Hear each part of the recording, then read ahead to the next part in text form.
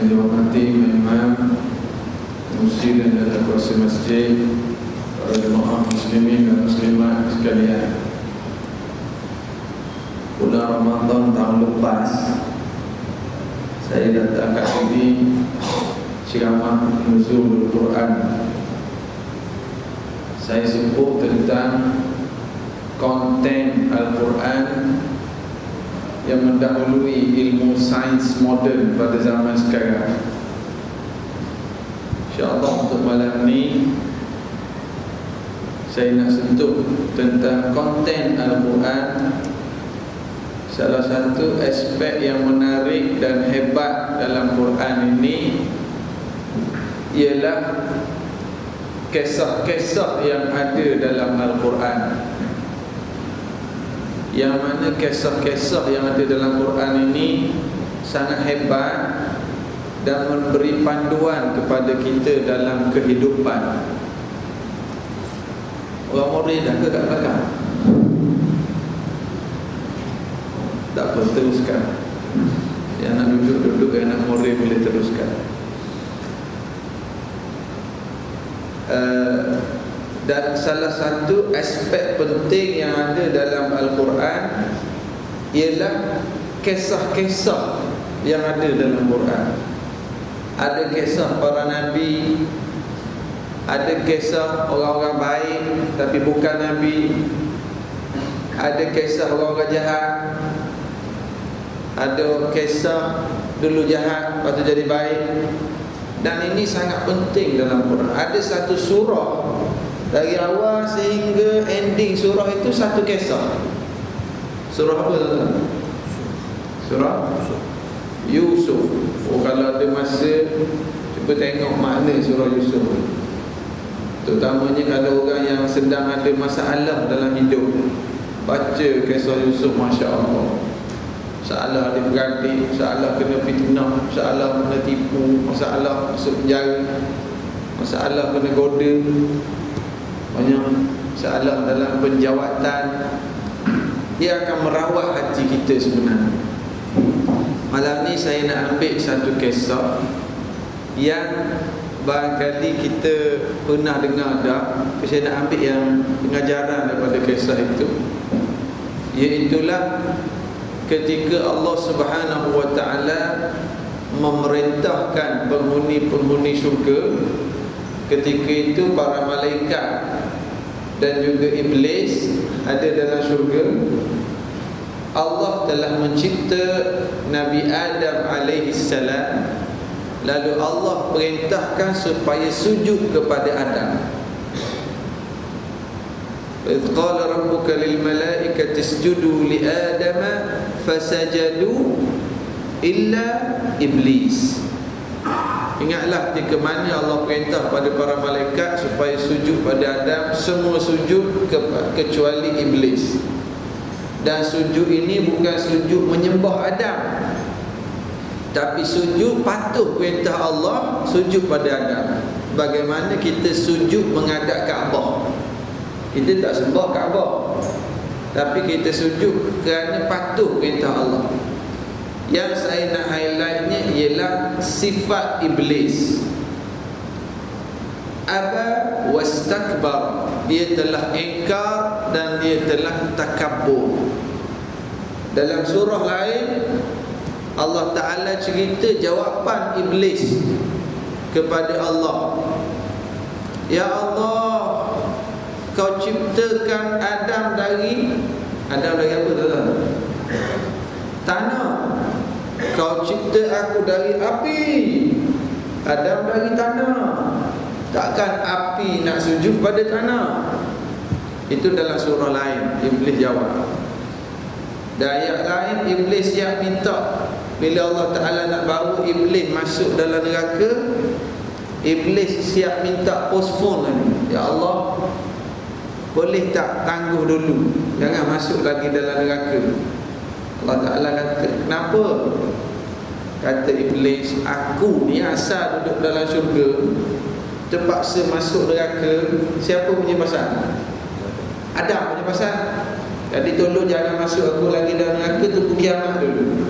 Sementara kiamat ni aku nak pujuk seramai mungkin anak cucu Adam join aku dalam neraka. Adam punya pasal aku kena keluar ni, aku nak pujuk anak cucu Adam ikut aku dalam neraka. Dan Allah Ta'ala bagi izin pada Iblis.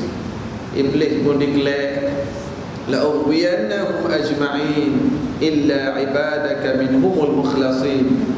Iblis dah declare aku pasti akan bawa anak cucu Adam join aku masuk neraka, kecuali awal lagi Iblis surrender dah dengan satu golongan dari kalangan anak cucu Nabi Adam.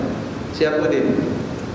Illa ibadaka minhumul mukhlasin, iaitulah di kalangan hamba-hambamu ya Allah yang memang benar-benar sampai level ikhlas. Yang tu aku dari awal lagi aku surrender dah, dia jadi ikhlas. Itu aku tak boleh. Okey. Yang saya nak highlight malam ni ialah sifat Iblis. Aba wastakbar. Iblis engkar dan istakbar. Ini penyakit Iblis. Apa kita nak terjemahkan? Istakbar, takabbur. Bahasa Arab disebut kalau penyakit tu dalam hati al-kibru, dalam hati. Bila dia melahirkan tindak tanduk, dia sebut takabbur. Dalam hati al-kibru, noun dia. Verb dia takabbur, takabbar. Bahasa Melayu nak terjemah apa? Dia ada 3 huruf je. Bahasa orang sekarang sebut E-G-O. Siapa yang ego sini? Cuba angkat tangan. Orang yang ego ada penyakit Iblis. Di kalangan para isteri dengan suami, siapa ego dia lebih? Isteri ke suami? Di kalangan isteri dengan suami, siapa ego lebih? Suami ke isteri? Mana jawab? Suami. Ini orang lelaki senyap. Ini menunjukkan orang lelaki tak ego. Iblis dia penyakit dia ni. Aku lebih baik, Adam dari tanah, aku dari api. Takkan aku nak sujud pada Adam. Nabi Muhammad sallallahu alaihi wasallam bagi satu ta'rif ego, takabbur. Al-kibru batarul haqqi wa ghamtun nas. Nak kenal perangai Iblis, al-kibru ini, al-kibru Nabi kata batarul haqqi. Apa makna takabbur? Dia ada 2 kali. Menolak kebenaran dan memandang hina pada manusia. Inilah takabbur yang sebenar. Sekali lagi saya ulang. Tarikh takabbur: menolak kebenaran dan pandang hina pada manusia. Pandang hina. Saya ulang sebab nampak ada akak belakang tu ambil nota. Boleh tak? Nampak menolak kebenaran dan pandang hina pada manusia. Memang tuan-tuan mana-mana masjid, surau, jabat, kerajaan, korporat, saya pergi ceramah, orang perempuan ramai yang suka ambil nota. Kita pun semangat dia nak beritahu. Orang lelaki biasa terus hafal. Lepas tu kena memori ambil. Ustaz kata apa tadi? Takabbur takrifnya 2 kali. Apa? Menolak kebenaran, pandang hina. Iblis, kita apply takrif ini pada Iblis. Dia tolak kebenaran. What is the fact? Apakah kebenaran? Apakah fakta? Kebenaran ialah Adam lebih mulia, kamu kena sujud. Itu kebenaran. Mana tahu Adam lebih mulia? Allah kata. Bila Allah kata, itulah kebenaran. Tolak kebenaran. Dah, Adam bukan paling mulia. Yang kedua apa aspek takabur tadi? Tolak kebenaran. Satu lagi, pandang hina pula. Ada buat dari tanah, aku dari api. Takkan ada aku nak sujud pada api. Ini sikap takabur. Penyakit iblis ni, kalau ada pada seorang suami, kesianlah kat isteri dia. Kalau penyakit ni ada pada seorang isteri, tak bahagialah suami dia. Kalau penyakit ini ada pada seorang bos, streslah staff ni. Kalau penyakit ini ada pada seorang staff, pening kepala bos dia. Ada tak staff yang ego? Ada. Saya ada baca satu pepatah orang putih dulu, tak ingat dah bahasa orang putih, tapi maksudnya dia kata, ego orang atasan tak nak terima pandangan orang bawahan. Ego orang bawahan asyik cari salah orang atas. Both side. Kalau ada ego pada diri seorang ayah, anak-anak dia akan memberontak je. Anak bagi pandangan, ayah kata, kau tak tahu aku makan garam dulu. Dah disebut garam tu udara tinggi tu. Ya. Kalau ego tu ada pada seorang jiran, ni kepala jiran, Allah tak boleh nak terima langsung nasihat orang. Dan perangai orang ego sangat susah menerima nasihat. Perangai orang ego sangat susah nak dapat ilmu. Orang yang ego ni, dia kata, ustaz yang kuliah tu bayar anak bongsu saya. Dia menolak kebenaran dan dia pandang hina pada orang. Ya, ini bahaya. Ini penyakit iblis. Kita apply lah. Seorang bos yang ego, dia kata nak mesyuarat, rupanya bukan mesyuarat, bukan meeting, briefing. Jom meeting, panggil bos. Dia pun kata gini. Orang bagi pandangan, aku bos.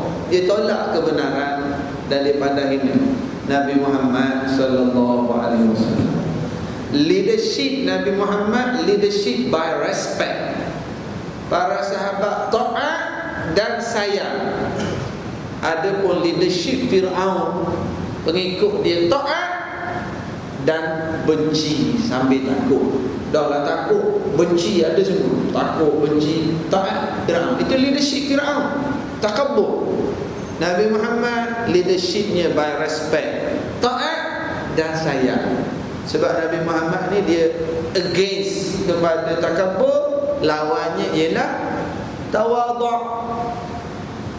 Bagi satu contoh, pemimpin yang takabur, dia tak nak terima pandangan walaupun itu kebenaran. Bos, saya rasa cakap kita ni kena baikilah cara postmortem, cara marketing ni. Cara marketing kita tak kenalah bos, tak kena masa ni mesti orang nak raya kita jual baju sekolah, bukan masuk pelajar baru masuk bulan Januari kan, jual baju raya. Tak, aku tahu gini, ditolak tu benar. Tadi pada ini orang baru masuk. Ikut Nabi Muhammad dalam peperangan. Perang apa tu tuan-tuan yang gali parit tu? Khandak ke Ahzab? Yang gali parit tu, perang Ahzab ke perang Khandak? Ustaz jangan tanya-tanya begitu, ceramah dah lah. Kita panggil sebut ceramah, bukan sebut tanya kita orang. Dan sebab saya biasa kan, jangan tanyalah ustaz. Ni ustaz lah tanya. Khandak ke Ahzab, dua-dua itu sama je. Dia ada dua nama, perang yang sama. Kat office orang panggil Cik Mat, balik rumah Abang Mat, orang sama je. Ahzab maknanya tentera bergabung yang kepung Madinah. Khandak maknanya parit yang digali. Peperangan samalah. Tapi nak ceritanya ketika Madinah dikepung, Nabi Muhammad panggil meeting, macam mana nak handle ni orang nak kepung Madinah. Dalam mesyuarat itu ada seorang sahabat yang cadang supaya gali parit. Sahabat tu bernama Salman. Salman apa? Khan. Salman Al-Farisi. Ya Rasulullah, inna kunna bi ardi Faris, idza usirna alaina khandaqna alaina. Salman kata, Rasulullah, kami di Parsi dulu, kalau kena kepung, kami gali parit keliling. Strategi ini tak pernah diketahui di tanah Arab. Sebab bila gali parit, zaman tu tak ada tentera udara lagi, Ukraine pun tak ada lagi, Rusia pun tak ada lagi, tembok ke atas. Jadi gali parit. Bila gali parit, tentera berkuda tak boleh nak lompat. Jadi duduk main seberang parit kita lah, main panah je. Kalau turun senang nak panah. Tak pernah diketahui di tanah Arab. Jadi Salman bagi cadangan, wahai Rasulullah, saya di Parsi dulu, kalau kena kepung, kami akan gali parit. Rasulullah terus menerima pandangan. Sedangkan huwa Salman masa itu, apa image Salman masa dia beri cadangan kepada Nabi Muhammad, seorang Rasul, seorang ketua negara. Dan perang Khandaq ni berlaku tahun 5 Hijrah. Sebelum tu ada perang Badar, Islam menang besar tahun 2 Hijrah. Tahun 3 Hijrah perang Uhud, Islam bertahan. Tahun 5 mana Nabi dah ada track record ni, pimpin negara, ketua negara, terima wahyu. Tahun ke-5 perang Badar, Salman bagi cadangan. Masa beri cadangan ni, Salman siapa? Salman adalah seorang foreigner, datang dari Parsi, masuk Madinah, kena tipu image seorang hamba. Dah lah foreigner, bekas hamba, beri cadangan pada ketua negara, Rasul yang terima wahyu, yang ada rekod menang perang dah. Ada tak Nabi tanya, you Salman graduate mana? Dah. You level mana nak bagi pandang? Dah. Nabi seorang yang tawaduk. Selagi mana itu kebenaran, terima kebenaran dan pandang mulia pada manusia, hargai kemanusiaan manusia. Kalau Nabi ni seorang yang ego, wah you Salman, awak datang dari Bangla nak bagi cadangan kat saya, visa pun tak renew lagi. Ada kaitan langsung ego manusia. You tu driver saja, lambat. Ego manusia. Jangan nak ajar saya lah. Tapi Nabi Muhammad track record 5 tahun, menang perang, terima wahyu, ketua negara, dengar kebenaran. Betul pandangan Salman. Jom kita gali parit, siap turun gali sekali. Sallallahu alaihi wasallam. Ini kita katakan leadershipnya by respect, disayangi, dipatuhi dengan penuh rela hati para sahabat. Atau zaman sekarang ada bos. Kita dalam masjid ni tak ada bos, tak ada apa. Bos kita tu imam. Jadi kita nak baca yang dalam Quran. Ada bos, bila dia masuk, staff boleh tengok, bos, Assalamualaikum, pergi bawah. Satu jenis. Ada bos yang masuk, staff duduk sembang, bila bos apa, dia datang. Ketakutan. Ya. Tak Ustaz, ada sebab bos itu ada haibah, staff dihormat. Satu haibah, satu kerana ketakutan, keegoan yang kau jangan lawan aku, potong kerja. Kau jangan lawan aku, berhenti kerja. Ini penyakit-penyakit iblis. Na'udzubillah. Ya. Boleh ke saya sebut macam ni? Kalau tak boleh pun nak buat macam mana sebut dah kan. Sebab Quran nak mengajar kita, penyakit ego ni lebih bahaya daripada H1N1 kan. H1N1 mati lah.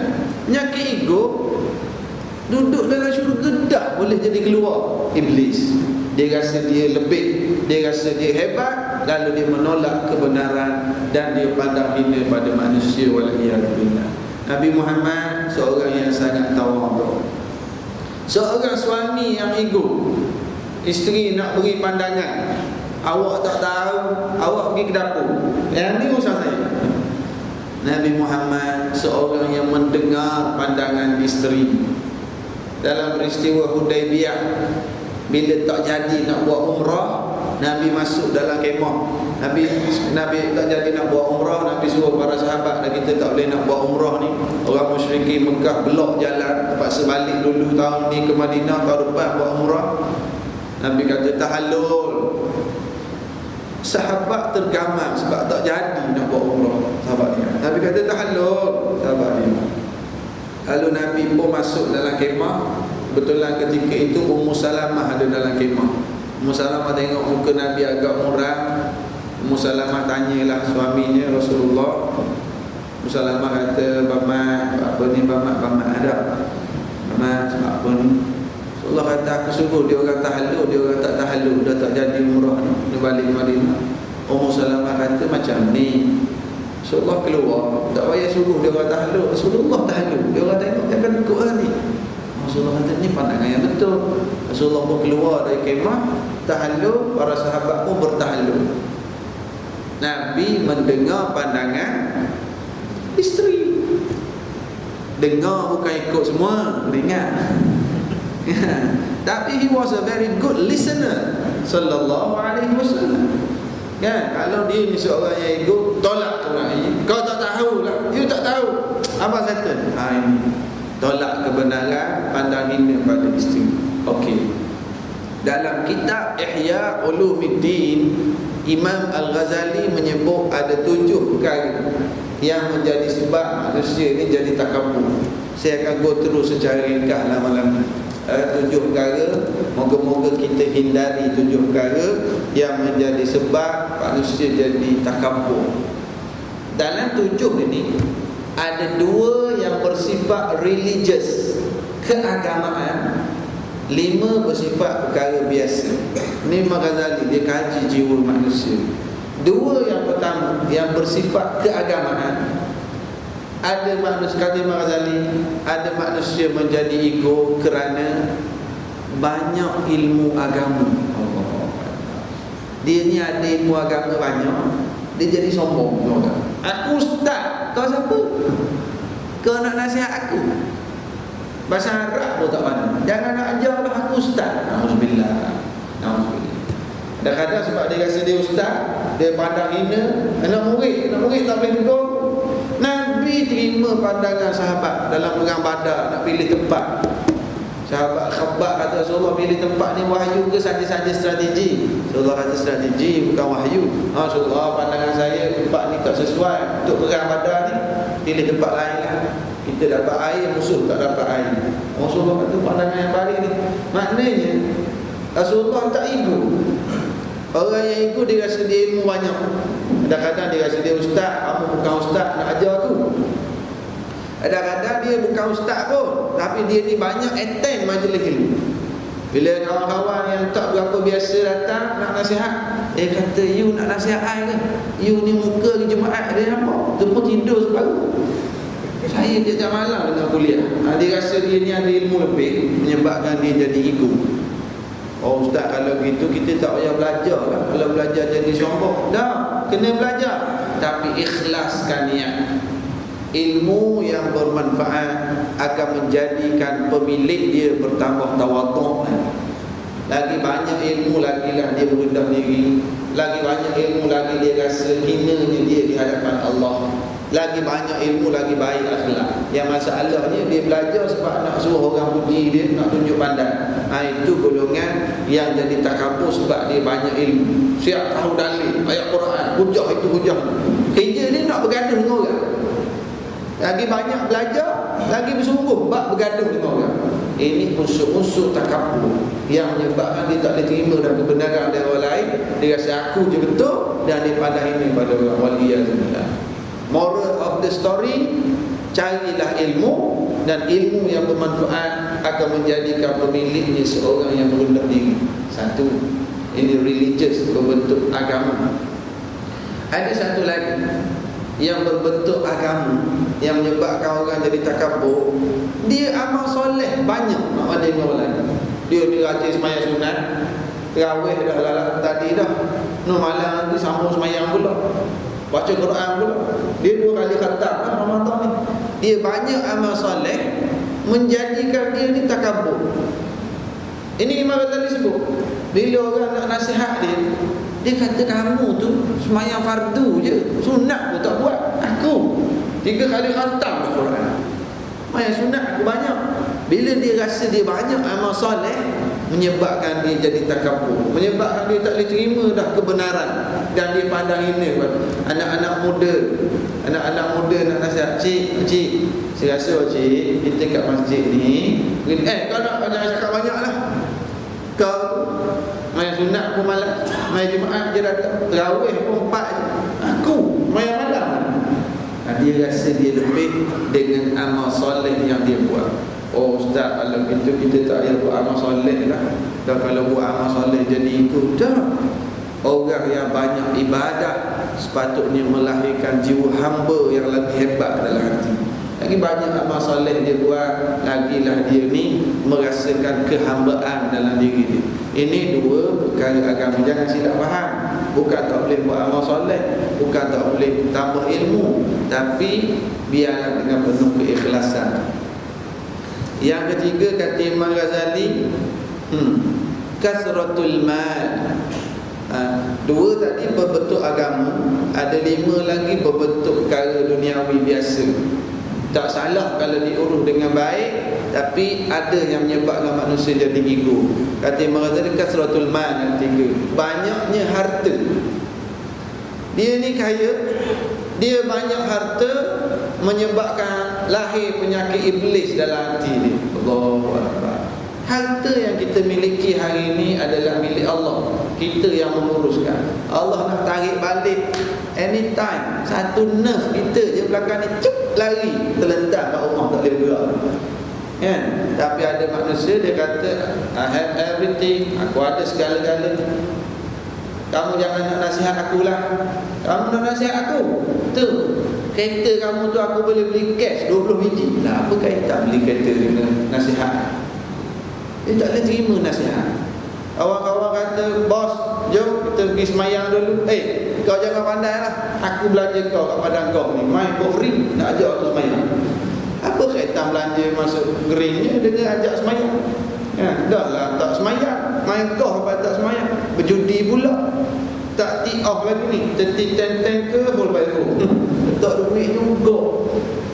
Orang nak nasihat, bos ni judi ni tak duit bos. Aku bayar semua ni, kau main for free, jangan main akak. Ego. Kita rasa kita banyak duit, kita rasa kekayaan, menyebabkan jadi ego, tuan-tuan. Allah Ta'ala nak tarik anytime saja boleh tarik. Kan? Kita sedih dengar orang terbang meletup, orang terbang hilang. Kita sedih dengar orang kemalangan, kita sedih dengar kematian tiba-tiba. Kita dengar ada orang muda mati. Ambillah iktibar khususnya dalam bulan Ramadan ni. Anytime Allah Ta'ala nak tarik balik.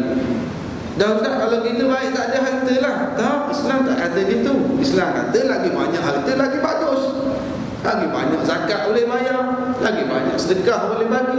Ni ekor ni orang kaya bagi. Maknanya orang ada harta lah boleh sumbang. Ini pelaburan akhirat. Tuhan dia yang bagi, ada sebahagian ni yang dah mati. Kita selesa malam ni, dia dapat pahala dalam kubur sana. Sebab masa buat akaun dulu, dia orang ni bagi banyak ni, orang ni bagi banyak ni. Orang pun nak datang masjid ni rasa selesa. Oh, masjid ni ada akaun, nak sembahyang zuhur selesa, nak dengar kuliah selesa, nak tidur atau kuliah boleh. Jadi orang yang begitu dapat pahala. Lagi banyak harta, lagi banyak bayar zakat, lagi banyak sedekah. Yang problemnya dengan harta, kita jadi ego. Kita ego dengan bekerja kita, kita ego dengan orang miskin. Kita balik kampung rasa aku balik kaya, aku boleh bagi duit bagus dah. Tapi dengan penuh keegoan, beri dengan hina pula. Orang yang terima tu rasa terhina. Ini penyakit iblis.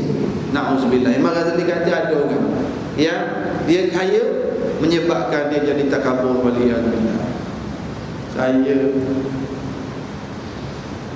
Saya ingat bulan Ramadan 2 tahun yang lalu, lama dah tak pergi. Last kali saya pergi ke Mekah Ramadan, bukan tahun lepas, the year before. Ada seorang tu, saya duduk tengok tangan dia, ya Allah, transit flight dekat Abu Dhabi. Dia lepas Ramadan tu pergi umrah, lepas 2-3 orang, jom minum-minum. Dia belanja. Oh bagus dia ni, belanja masa kat airport. Sampai Jeddah, naik bas nak pergi ke Madinah. Saya duduk berhati, dia umur 40, ujung 40-an lah. Ni rajinnya dia ni, tolong angkat beg-beg. Ada makcik-makcik, cik saya angkat beg lah. Bagus dia tolong angkat beg orang, senyum go orang.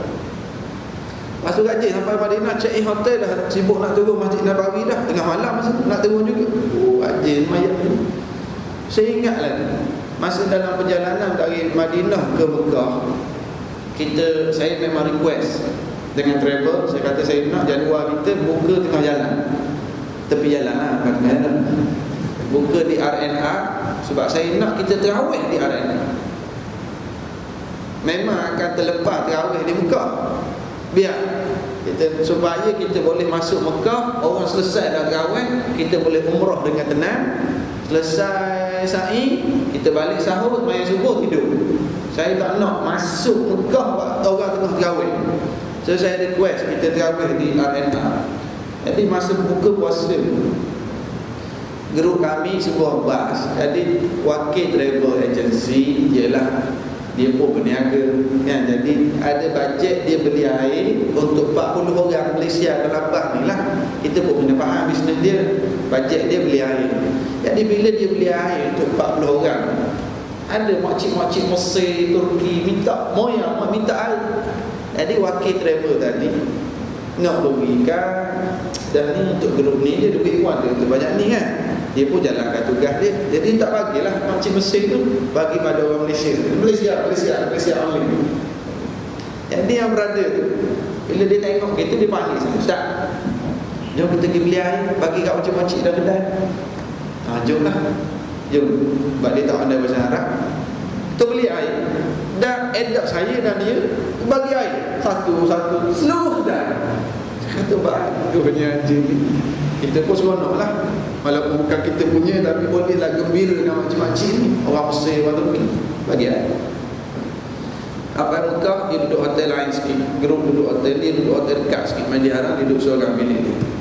Lepas duduk sembang lah, rupanya dia ni seorang milioner.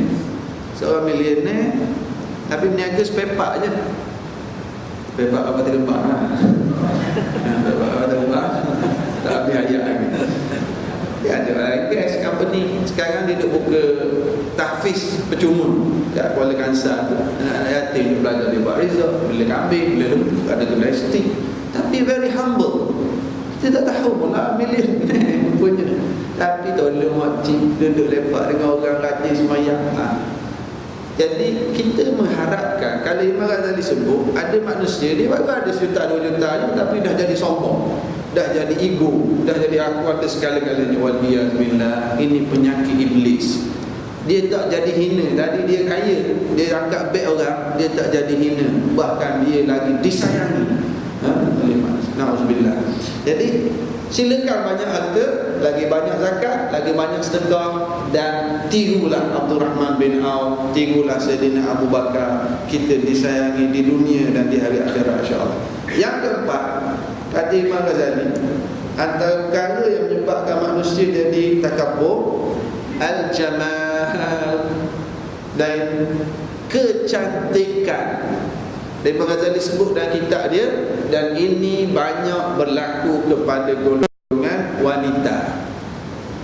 Ada orang perempuan jadi takabur, dia jadi pandang hina pada orang, dia tak boleh terima kebenaran sebab rasa dia cantik pada orang. You nak nasihat, pergi tengok cermin dulu. Dah berkaitan tengok cermin dengan nasihat. Ya, dia rasa orang puji dia, kulit dia lembut lah, apalah, tak erti juga saya ni. Dia rasa dia lebih pada orang kerana kecantikan. Cantik-cantik ni tak tahan lama. Cantik ni berapa lama sangat boleh tahan? Cuba tuan-tuan bayangkan wajah Miss Universe tahun 1971, muka dia sekarang macam mana? Front page je tak sekarang macam ni. Tak ada dah. Yang ada tak? Minta maaf. Ada tak orang cantik tapi bercerai? Ada. Yang mengekalkan kebahagiaan hebat ialah pada akhlak.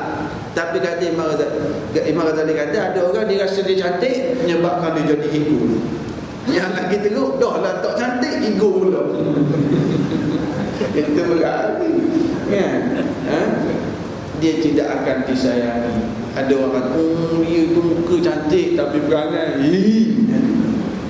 Ada orang yang awal kata, dia tu tengok muka tak cantik, tak handsome pun, tapi saya sukalah berkawan dengan dia.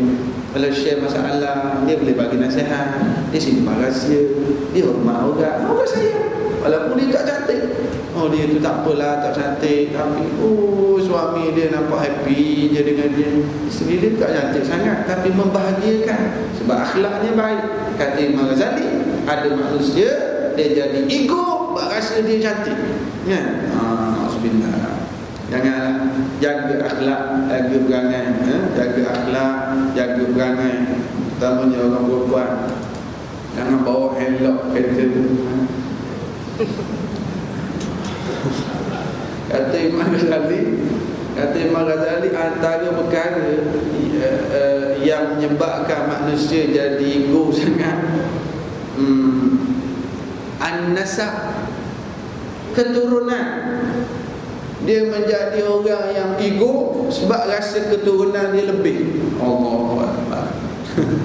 Kalau dia duduk dengan geng-geng keturunan dia duduk cakap keturunan dia, orang lain boring dia. Macam kau seorang. Ada manusia yang berbangga cerita keturunan. Atuk saya dulu mufti.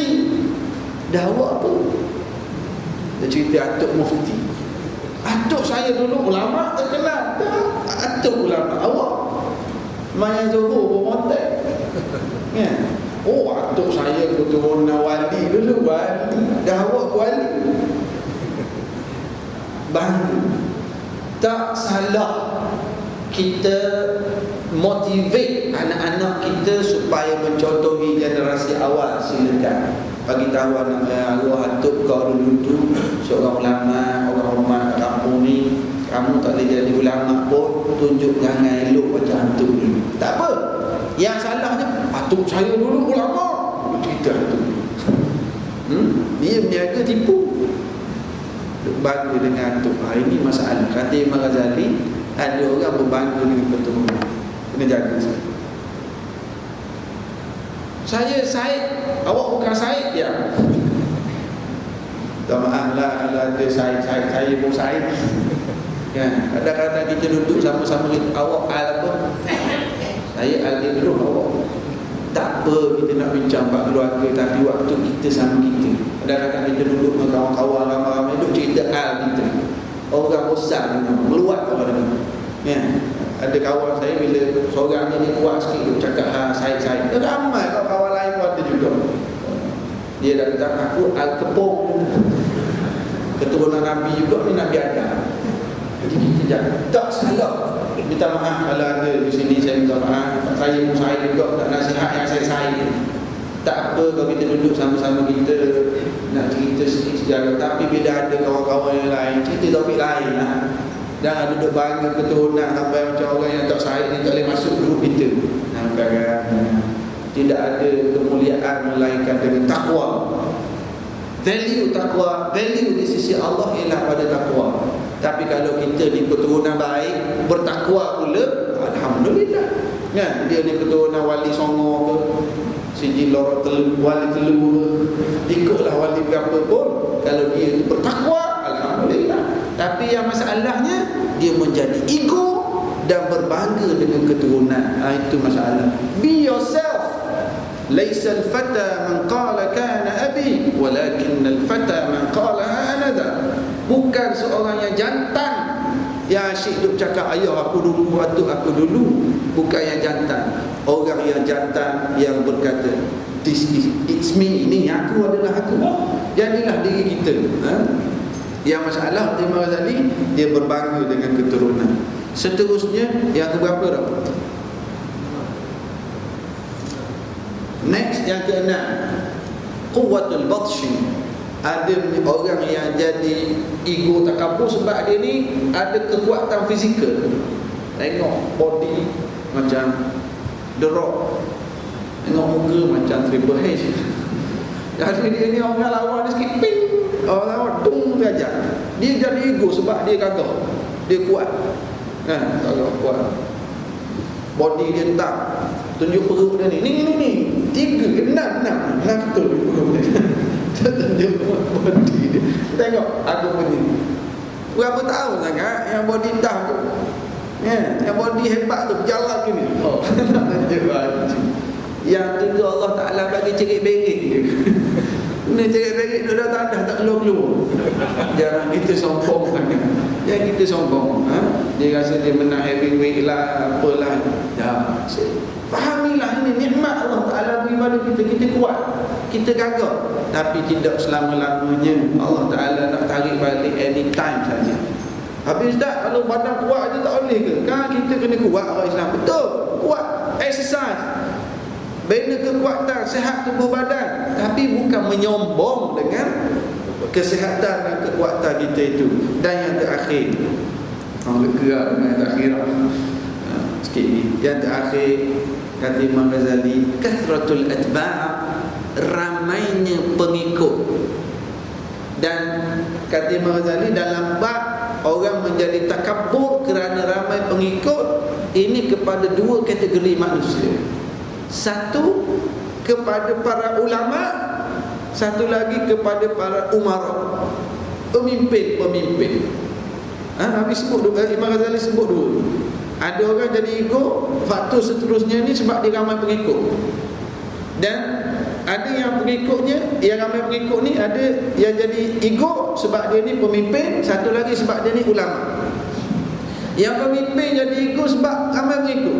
Ramai orang jadi pengikut, orang pilih dia, orang undi dia, semua undi dia. Melayu undi dia, Cina undi dia, Bangla pun undi dia, Nepal pun undi dia, kan? Nanti dia rasa dia ni betul dulu. Semua orang undi dia. Ada pemimpin yang jadi ego, tak nak dengar dah, tak nak dengar orang dah. Pakar ekonomi beri nasihat, pakar keselamatan beri nasihat, pakar agama beri nasihat. Tolak kebenaran dan pandang hina. Sebab apa? Aku ni dapat undi majoriti. Kan? Yang kedua kata Imam Ghazali, manusia jadi ego sebab ramai pengikut kepada ulama. Na'udzubillah. Sebab apa? Dia ni, kalau dia ceramah, ribuan orang, penuh orang. Orang lain ceramah, satu sah pun tak cukup. Jadi menyebabkan dia jadi ego. Dia rasa dia ni ramai pengikut, pemimpin dan ulama. Imam Ghazali ni hebat, dia kaji. Tapi ustaz, kalau gitu ulama-ulama yang ramai pengikut takabur semua? Tak, bukan begitu.